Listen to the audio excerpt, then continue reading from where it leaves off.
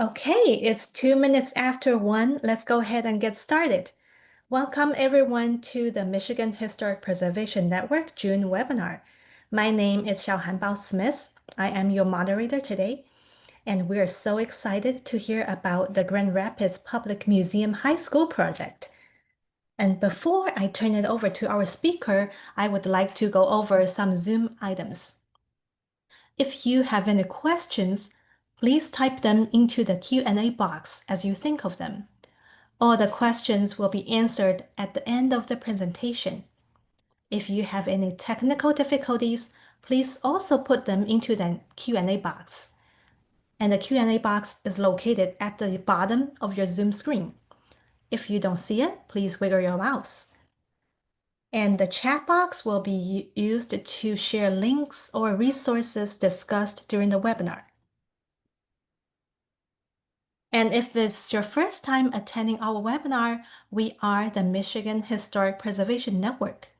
We support the sustainability and economic viability of Michigan's historic places through advocacy, education, and direct action. We could not do the work we do without our members and volunteers. So if you're not a member yet, please consider joining us at www.mhpn.org. And this webinar is approved by the American Institute of Certified Planners for 1 certification maintenance credit. After this approved activity, you will need to log in your credit online using this link. I have also sent a link to the chat, so you can copy from there. And our webinar series is supported in part by an award from the Michigan Arts and Culture Council and the National Endowment for the Arts. We want to say a big thank you to our sponsors.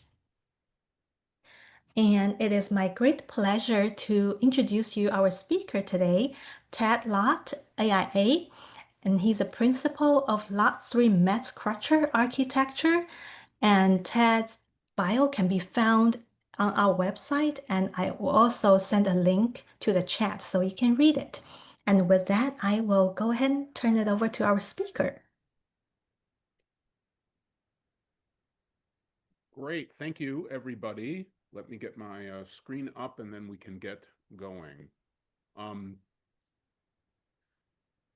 But to start, I think this is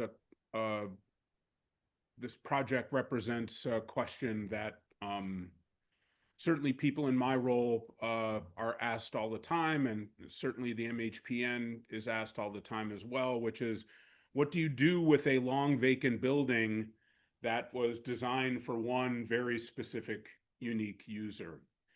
In this case, it's a natural history museum, unique in both its role and its place in the community.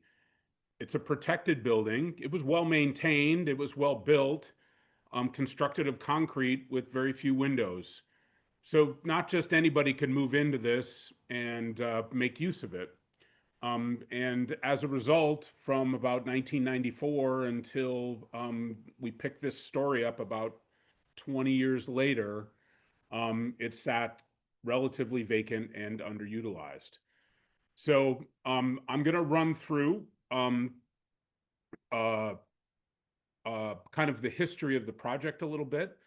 As mentioned, my name is Ted. I am 1/8 of what we now call Lott3Metz Crutcher Architecture, with Greg and Ken, Lisa, Lumen, Kendall, Kenny, and Christy. And in addition, I'd like to make sure that we realize that projects like this are huge team efforts, not just bound by the things we're going to talk about here, but far beyond the pictures and the things I'm going to say today. So we were able to do this project by the good fortune and good nature of people like Dan Trials at King Scott Architects, who are the true experts in K through 12 design.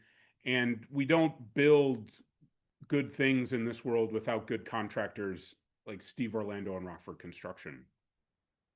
So when we talk about the unique nature of this building, we talk about this as a natural history museum. You know, when this was conceived as a natural history museum, things like whales were hung in it, and dioramas and displays. And you can see in this picture, which was probably from somewhere in the time where it was relatively vacant, that it had fallen into a little bit of disrepair. But the displays were very well intact right up until we started to work with the building actively. And this is ultimately how we found the building when we went into it for the first time, working on the project. It was being used as storage, primarily. Still in decent shape, a little dark, but storage.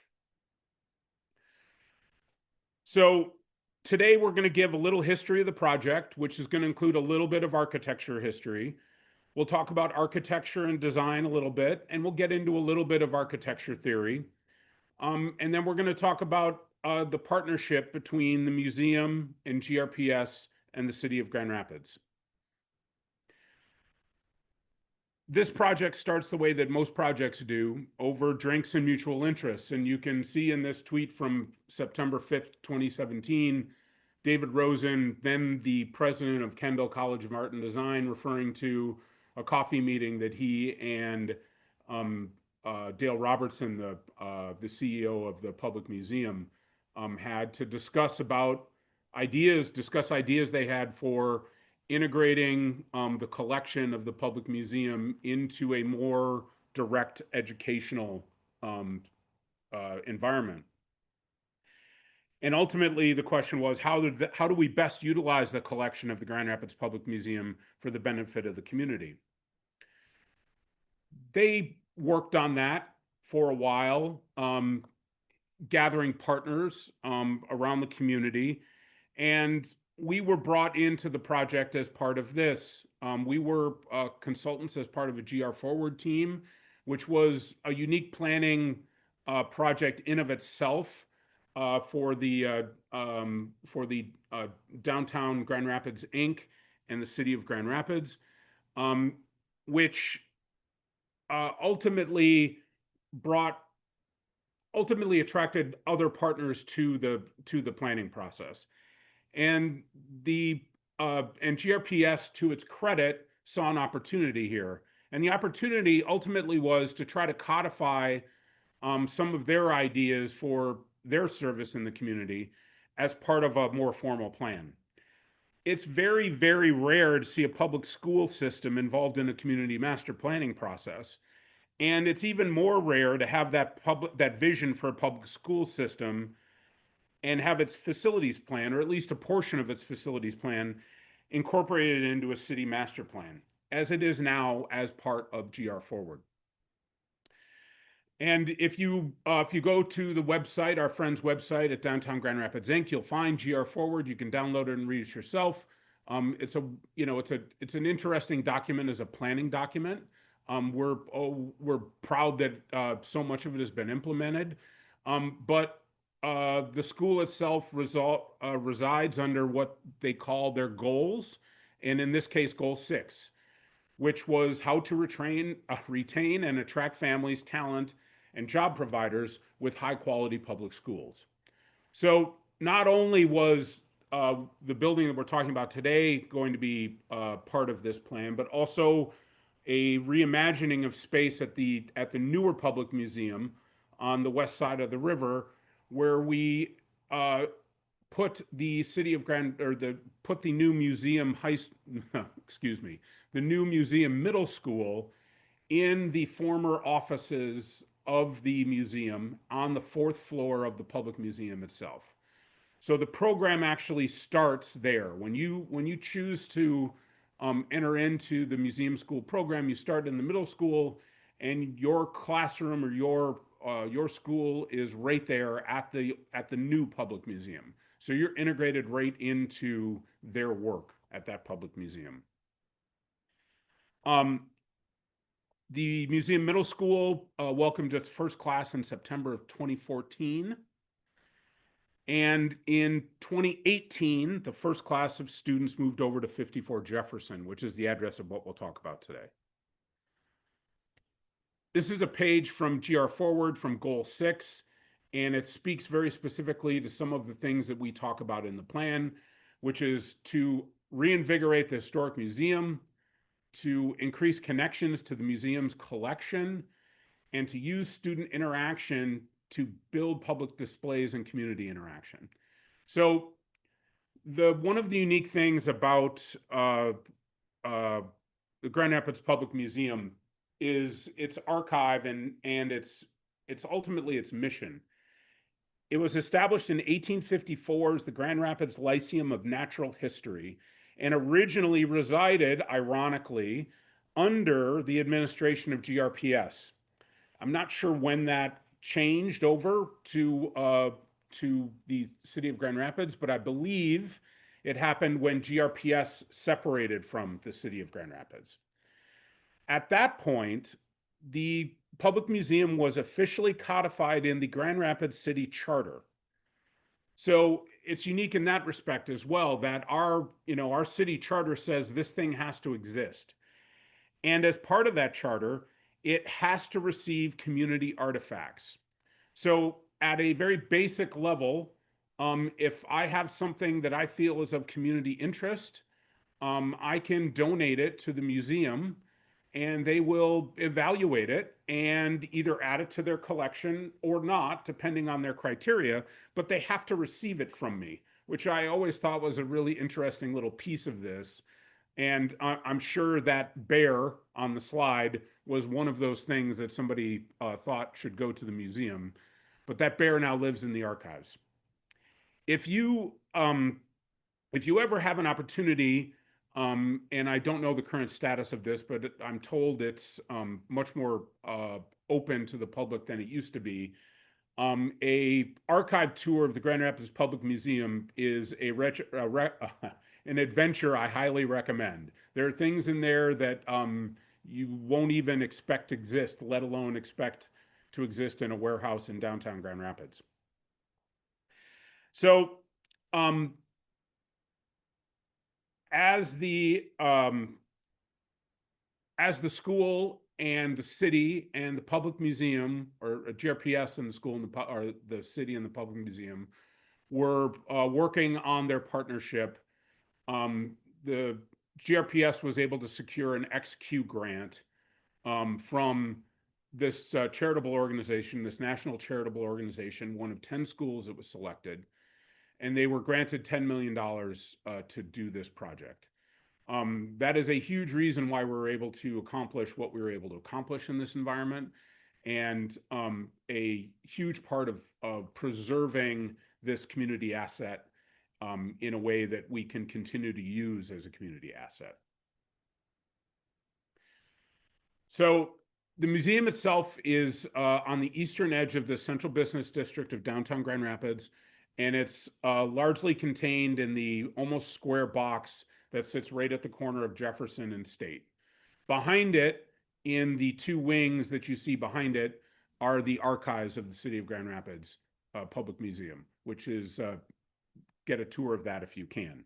But that's the context for the site. There's some parking lots, but generally it's a central business district in Michigan, and we all probably have some understanding about what that is.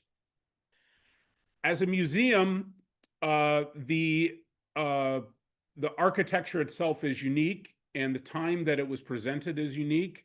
It was one of the last projects to be completed under the WPA program, and it actually had an addition that was designed to go on the back of it that was ultimately scrapped due to World War II and termination of the program. This is a rendering from Roger Allen, the architect of the project, and it is unique in a number of ways in the design as well, and you can see it very clearly from this rendering, and we'll see it in some other photos as well.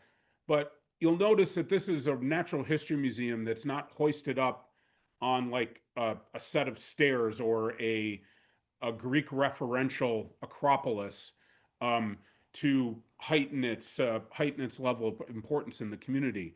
This was very specifically put right at the sidewalk grade, with almost retail display windows flanking either side of the entry, giving a very, I think, an obvious design cue about it being an egalitarian space, a space that's meant to be used by everybody, a space that's supposed to be welcoming to everyone in the community and open to the community.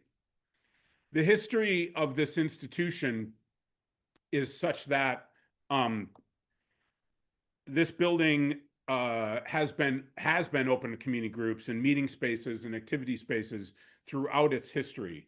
When you're talking to people who are, who have lived in the city a long time, they all have their specific memories about the space and how it was used and events that they went to there. We were blessed by being able to have some of Roger Allen's drawings, which, for people like me are gold always. This is a detail here of the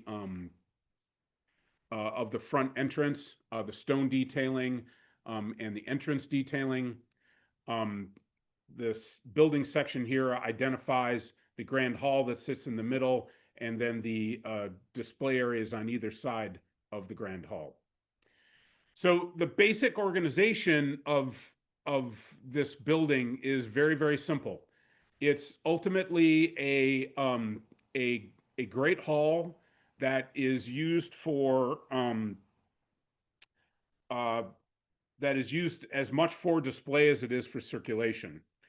And when it comes down to it, it's very much a Roman basilica, which has, its entrance narthex, the nave, which what we're calling here is the Grand Hall, and then the side aisles, which in this case are accentuated to provide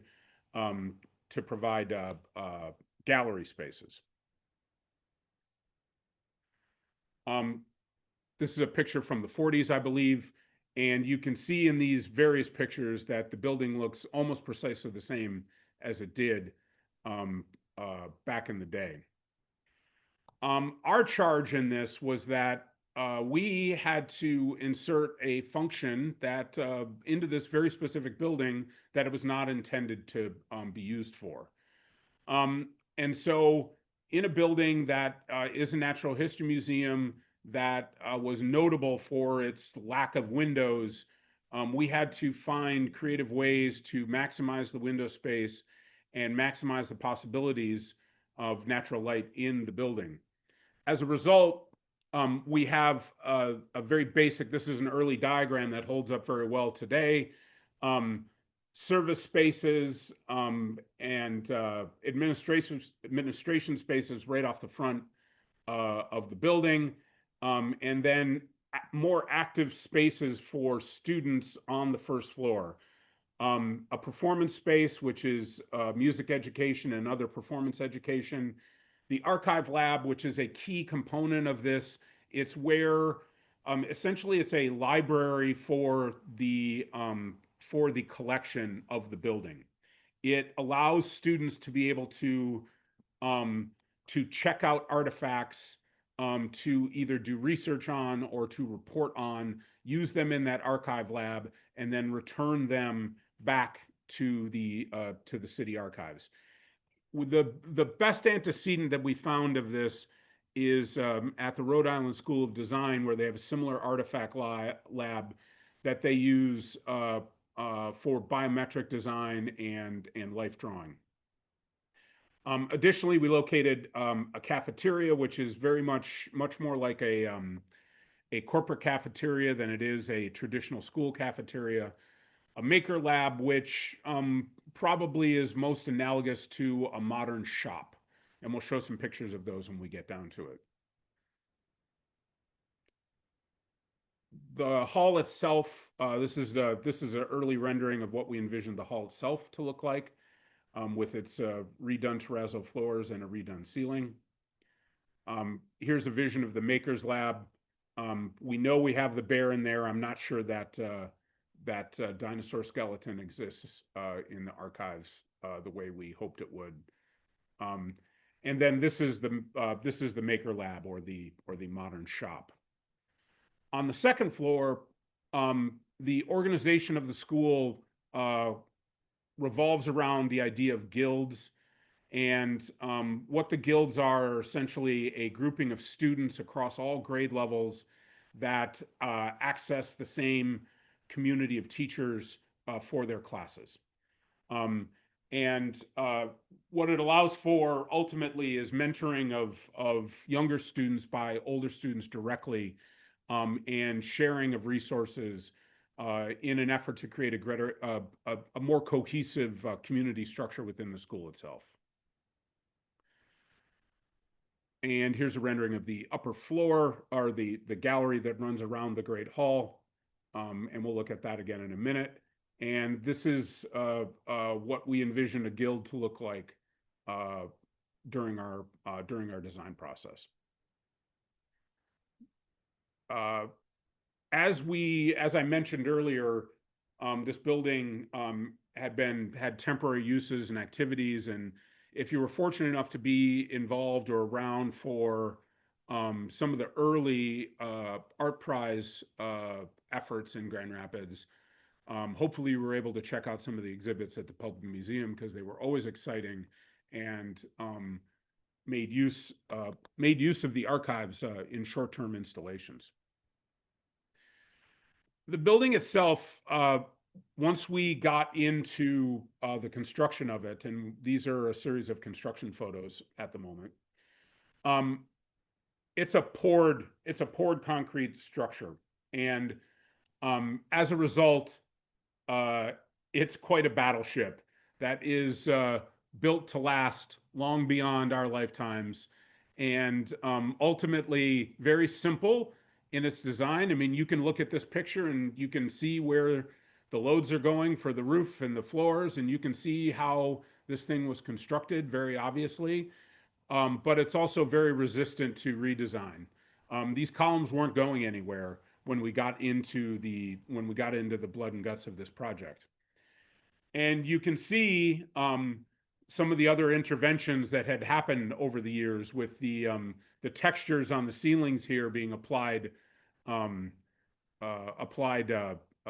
ceiling treatments, and then the structure itself torn down to the walls, where you see a mixture of block and brick and poured concrete. The other thing about this is that we had all sorts of kind of old, antiquated, toxic materials as well. The whole vaulted ceiling had to come down. You can see the wood framing here that held up the vault. This is close to the entry of the building, but that whole vault had to come down and be replaced, which was quite an effort.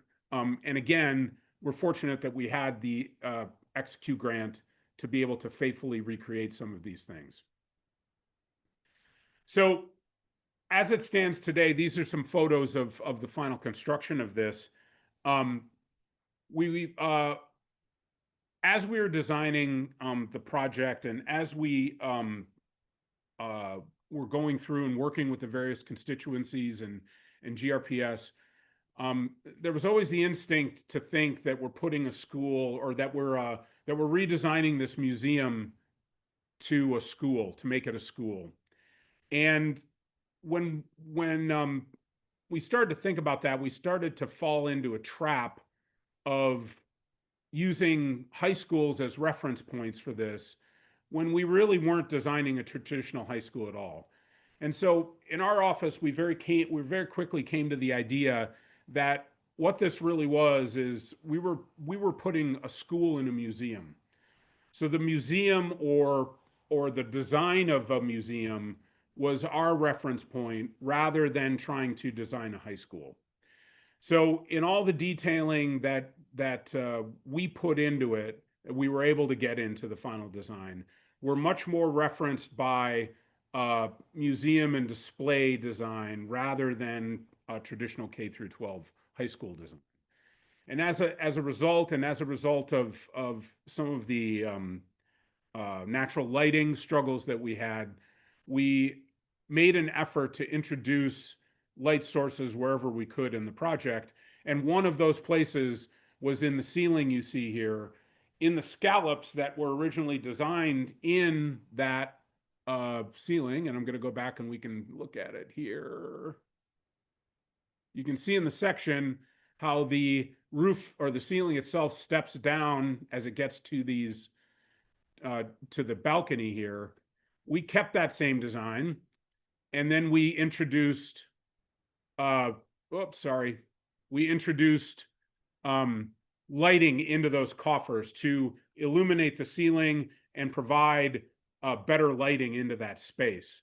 And you can see we cleaned up the glass block, which is original to the building, replaced all of the glass on the entry doors, but rebuilt them as they were envisioned. And you can see that light coming in from the street, and you can see the sidewalk sitting right out there at the entry. With kids in the space, and the gallery aligned above, you can see how this is a very bright and inviting space. We're looking down from the east end of the building into the Great Hall. To the right, at the bottom right corner, is the archive lab, and then the performance space in the storefront just towards the center of the building. This is the performance space itself. Another aspect of this design from a school standpoint was a desire from the folks that were crafting the curriculum to make this as flexible as possible, so that as they change the curriculum, or as somebody decides they want to do something different, to try to make the space available and willing to be able to accommodate new uses. And a lot of times we're asked, that's part of a design brief a lot of times in our world, no matter what the project is. And as designers, what we find more often than not, that means not that we design it for everything, but that we try to design it as simply as possible so it can accommodate more things. And from an architecture history standpoint, this is a Venturi Scott Brown concept of, do you design is a building a glove or is a building a mitten? And more often than not, we find that buildings should be mittens, so all different types of hands can fit inside. This is the Maker Lab, the modern shop as we rendered it. And then the guild space. So with the exterior walls of the building,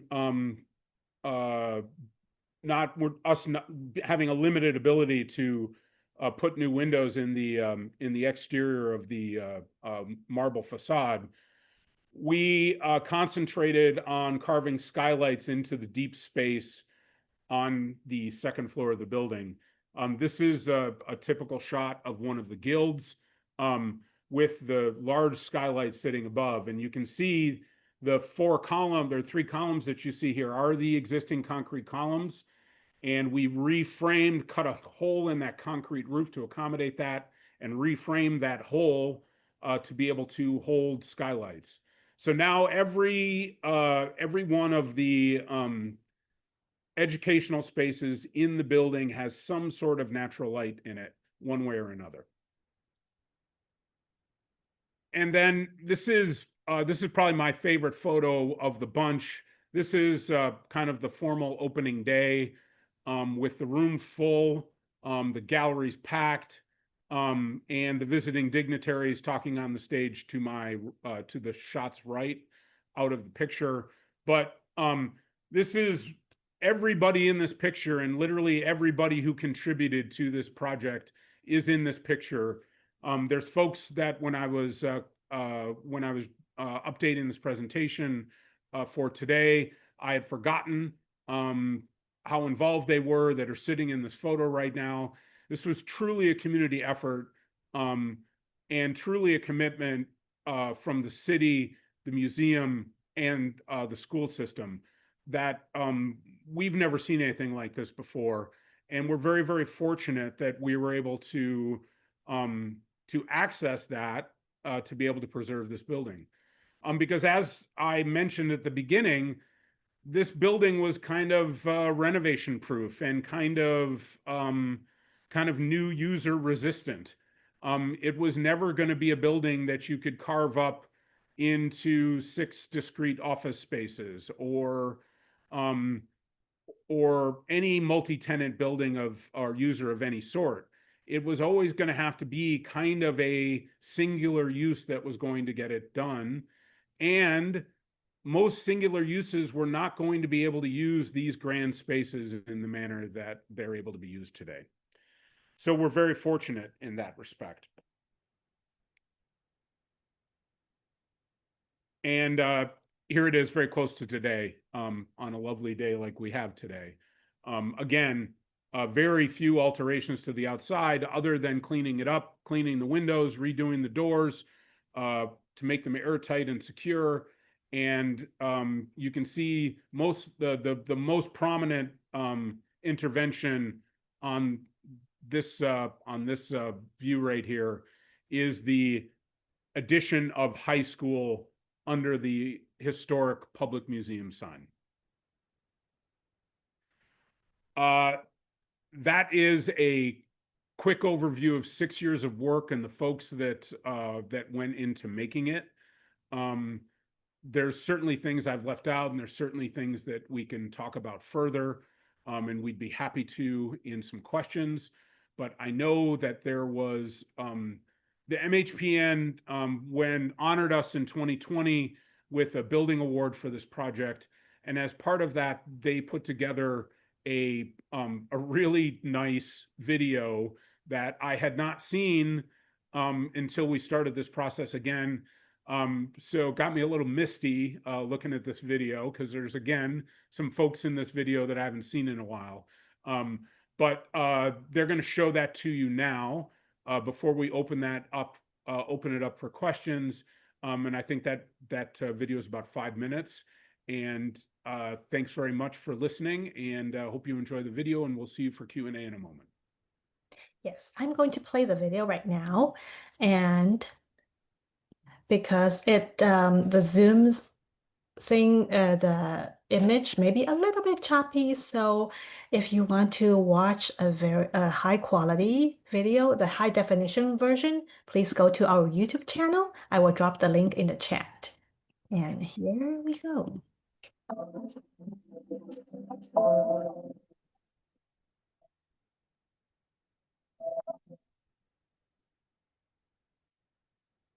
This building was the last building constructed under President Franklin Roosevelt's WPA program. The exterior of the building remains the same. The only thing we changed was the name on the outside of the building. This is only the second use. It was originally the Grand Rapids Public Museum. It's the first location that they had, and it was their location up through the early 90s. It had been vacant for the better part of 25 years before this intervention and before the worship was transferred to Grand Rapids Public Schools. We have 9th through 12th grade here. There's an artifact room. They have maker space. It is also an XQ super school. That was a majority of the funding when it won the $10 million XQ award. It is specialized in that respect in how it functions and is able to use the extensive archives of the public museum. You know, these projects are navigation and management of everybody's interest in the project, while trying to understand that we have a historical asset to the community that we're trying to make the best use of that we possibly can.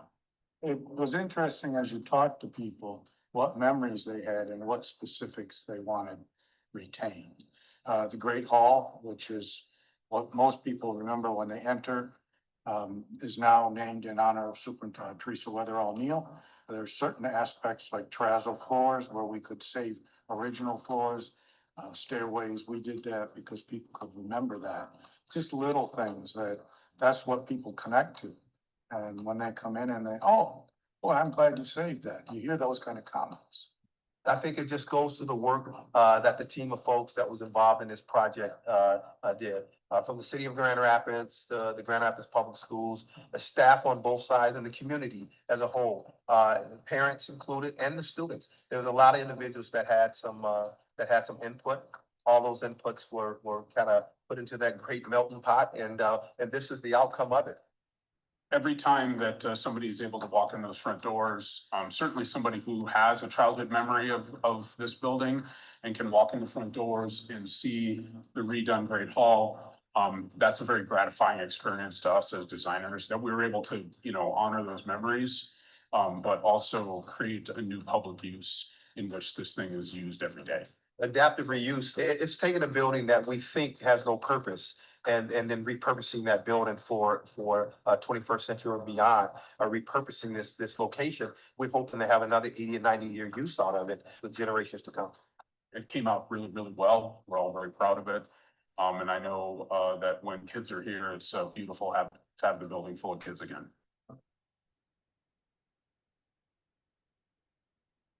Thank you to my partner on this project, Dan Trials from King Scott Associates, who always brought a level of calm and professionalism to everything we did here. The amount of people that worked on this is important to note.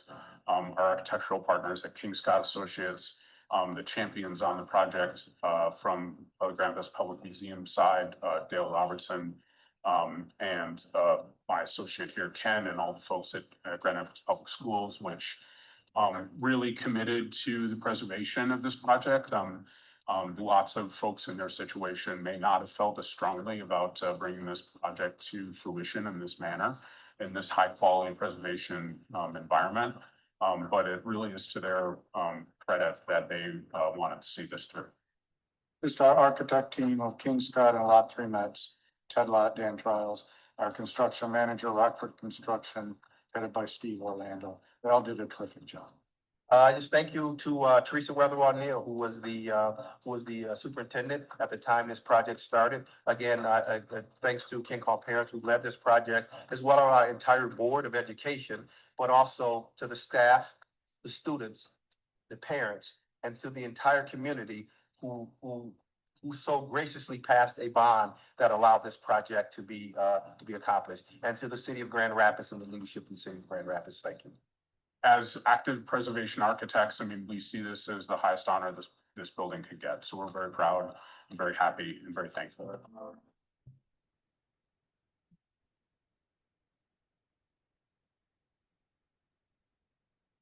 Okay, wow. So, well, thank you for your presentation. And we do have quite a few questions in our Q&A, so let's get started on that.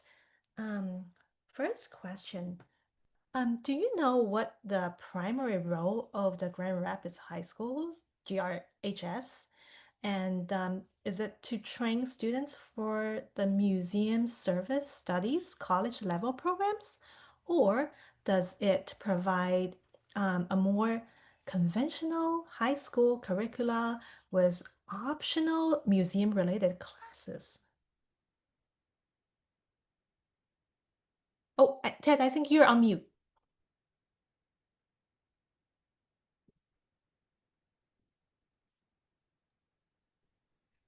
So I'm not a curriculum expert, but the part of the original nugget of the idea of this education was to better integrate design thinking, methodology or pedagogy into a high school level situation. So it's not specific to train people for museum service studies, but it is specific to train high school, middle school level kids to approach projects from a project learning standpoint, from a design thinking standpoint. So so ultimately that's the way that's the nugget of the idea to start it.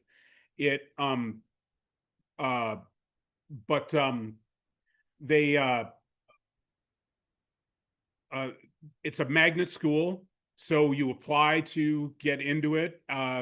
from the city of Grand Rapids or the GRPS website. I'm not sure what their acceptance rate is here, but it's not a it's not a test in kind of situation, as I understand it. So it's an open to everyone magnet school in the city of Grand Rapids that primarily is about design thinking and making use of the archives to contribute to a project-based learning standpoint. And I think that's probably the best I could do on the curriculum question. Thank you. Next question. This sleek, monolithic, non-classical design is very much like the Detroit Historical Museum of about the same age. Was there anything going on architecturally? Well, I'm sure there was. I'm not I don't remember the historical museum specifically in Detroit. If it's the one I'm thinking of on Woodward, um, uh, it's certainly of the same time frame. Stylistically, it's similar, but they are different. But I do think they're both reacting to the idea of public museums being accessible by the public, that the community, that they were trying to make the design, again, much more community focused and much more common rather than trying to make it look like a Greek temple. In the case of the Detroit Historical Museum, the DIA right across the street is the Greek temple for art in the city of Detroit. So I think it was kind of a reaction as much as anything else to the idea that these kind of civic institutions needed to be rendered in a classical manner. That's my take on that. That's certainly not a institutional take on that. Okay, thank you. Next question. With poured in place concrete construction, did you have to unbury original water lines, heating, etc.? Yeah, so this project was a complete removal of the existing building systems and a complete reintroduction of modern building systems. So I believe this project ultimately, or originally this was driven by steam heat, and there are tunnels underneath the main floors, not a full basement per se, but there are tunnels that pipes and ducts ran through to heat the space. We removed all of that, and as much because they had things like asbestos and such attached to them as well. So we came in with brand new heating and cooling. There's new rooftop units for heating and cooling. We had to find unobtrusive spaces to bring chases through the building for fresh air and exhaust air. And we had to figure out where all that stuff was going to be. Again, the way we were looking at it as a museum that kids are going to school at, we elected to try to hide most of that. And with the ample floor to floor in the building, there was, in most cases, enough ceiling space for us to manage that. And along with some of the tunnels, I think we were pretty successful in integrating that new system into that old concrete box. Hey, thank you. So next question is kind of related to what you were just talking about. How did you retrofit the building with heating, ventilating, air conditioning, fire suppression? And most importantly, how have you integrated current tech? So, when you say current tech, I mean, we designed this 6 or 7 years ago. So already the current tech is outdated. But again, we had to, everybody has a laptop and everybody has wireless and everybody was being taught on large monitors and interactive screens. So that was all part of the design process. We had to find places for that.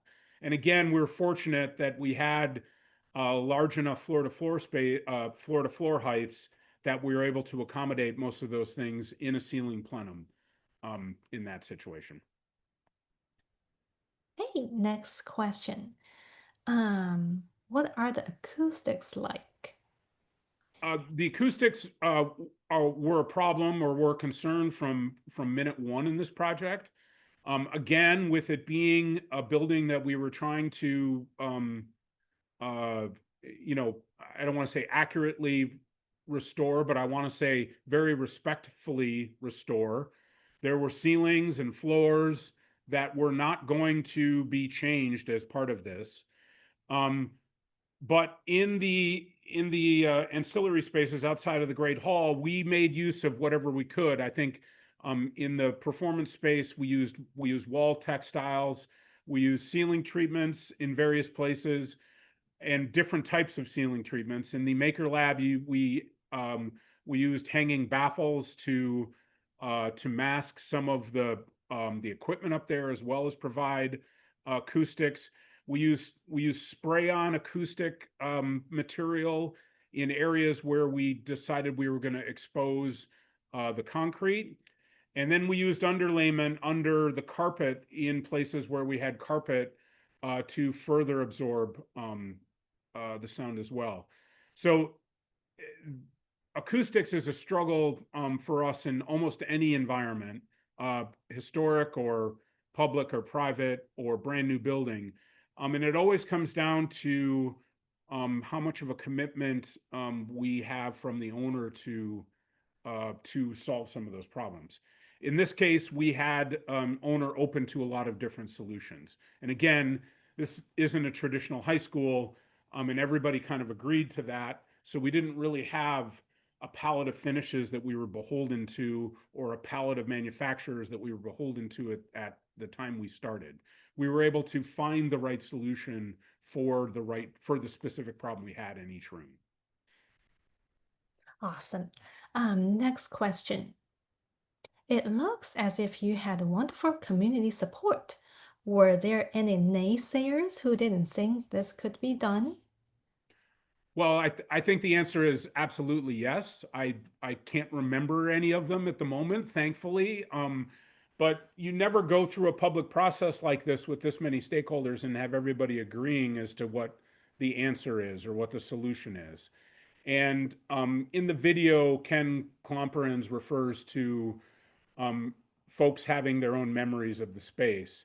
And I think that's where we ran into probably the most friction, or the most emotional concern on this project was that generations of kids went there to learn about dinosaurs and reptiles and all sorts of things, and they each had their own personal memory that they had attached to that building.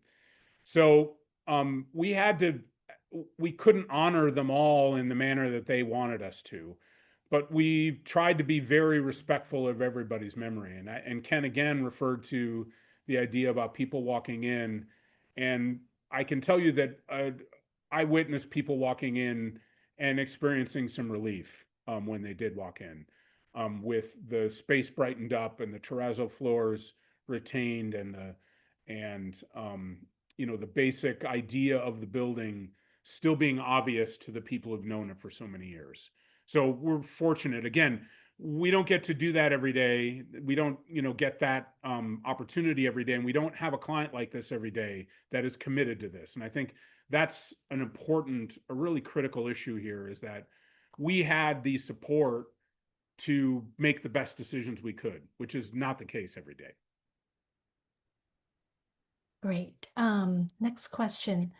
What sorts of challenges did you have with meeting codes, especially health, safety, welfare concerns? So there were challenges again, and I'm sure we had struggles with egress and changing the use, and the idea of getting kids from the second floor out through the Great Hall, going through multiple spaces to create egress. But what I can say was we were successful. We solved it. But the way we look at building codes in this situation is that we believe that we can solve the problem somehow through the building code. We don't look at the building code as restricting us. We look at the building code as something that we will eventually satisfy to solve the problem the way we want to solve it. So that's our approach when we look at any building, not just a building like this. But the other point that's important is that the city of Grand Rapids has an excellent history in working with the existing building codes, and its building department has a noticeable respect for its, for lack of a better term, heritage buildings. So they are always willing to find a way with us.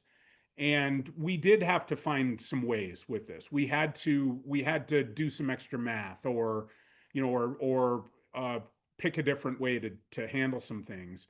And again, it's been a little while, and I can't remember those discussions specifically, but we're fortunate to have, again, a committed client and a committed municipality. They were a partner at this table, so they were motivated to get this done as well. And all those things come together for a good solution like this. Okay, next question. Do you know what the students said about being in this different kind of setting? It's nothing like any surrounding suburban schools. Well, and I think that's the point, right? There's nothing, we were never asked to make this a suburban school. And if we had been, we probably would have revolted against it. But part of the allure of this school is its location right downtown in Grand Rapids, and the freedom that kids have in this curriculum. So I have friends who've sent their kids there, and it definitely requires a certain type of student. It requires a kid who's self-motivated and who can, you know, do longer term projects as a high school kid, which is not everybody. Lots of kids need a more structured environment than this provides. But I can tell you that the kids have been through the program that I know have been very positive and have really loved their experience there. And also, I've not talked to anywhere near all the kids that have been through this program at this point, but the ones I've talked to have enjoyed it. Cool. How much outdoor space is there available for educational use? In this case, in this location, very little. And we did talk a lot about um, possibly making use of adjacent parks and adjacent parking lots as part of the curriculum, as part of the project. But during our design process, we kind of cast that or put that aside, as much because of the complexity of the problem we were trying to solve, but also because of the budget that we had and the time we had, and the idea that the principals and the teachers had for using exterior space just wasn't as well formed as their ideas for the building itself. And so we kind of made the strategic decision to say, okay, that's a different project for a different time as you guys continue to develop your efforts for outside.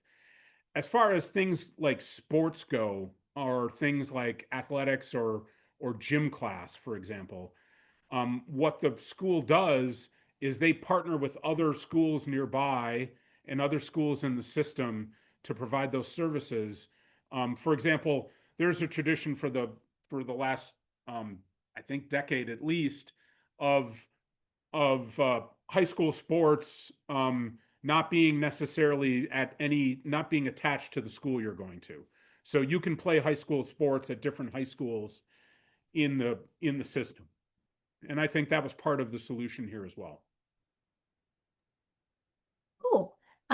Okay, next question. So besides award from MHPN, did this project get any other recognition? We did receive recognition from the local preservation commission, and we did from the local AIA. The the struggle with how this kind of came to light is we opened the school in the fall of 2019, and in 2020, you know, we entered into a very different world very quickly. And so one of the very disappointing things for us as designers is when we were bringing this out to community and what we call awards season, we were locked down during a pandemic. And so one of the things, that was one reason we were very excited to see that MHPN video, because we weren't going to be able to sit in a room with our peers and be excited about the project with them. But we have been recognized for this, and we're very proud of it. And we're very thankful for the recognition we've seen as well. Okay, next question. Have you been contacted by other cities that have the same kind of challenging buildings? We have not, but we welcome them to comment us. If there's any cities that are attending this that would love our help, we'd love to help them. Okay, just a comment from the audience said, bravo, and to all the collaborators, what a great project. So thank you so much again for your time sharing this project with us. And just a reminder to everybody that this webinar is being recorded. You'll receive the recording in the next few days, and you can please just share it with anybody you think might be interested. And our next webinar is still yet to be announced. Please follow our website and Facebook for information. And I want to thank everybody for participating, and thank you, a big thank you to our speaker today, and hope to see you all next time. Thank you very much for your time, and thanks to MHPN for the recognition and the opportunity to talk about our work. Really appreciate it.